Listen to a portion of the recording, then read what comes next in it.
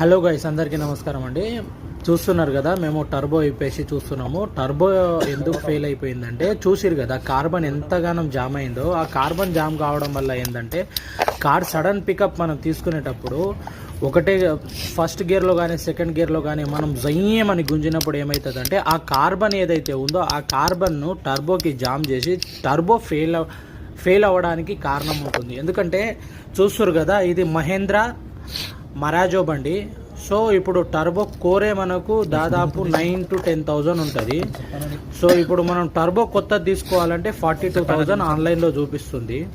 So మేము ఎందుకు అంటున్నామంటే మనము కార్బన్ క్లీనింగ్ చేసుకోవడం వల్ల అలా కార్బన్ జామ్ కావడానికి అవకాశం ఉండదు. సో రిమూవ్ అవుతుంది అది. సో దాని గురించి అని చెప్పేసి మీకు అంటుంది.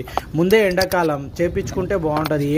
ఎక్కడ ఆగిపోతుందో తెలియదు బండి. సో కార్బన్ క్లీనింగ్ చేసుకోవడం వల్ల చాలా మంచిది.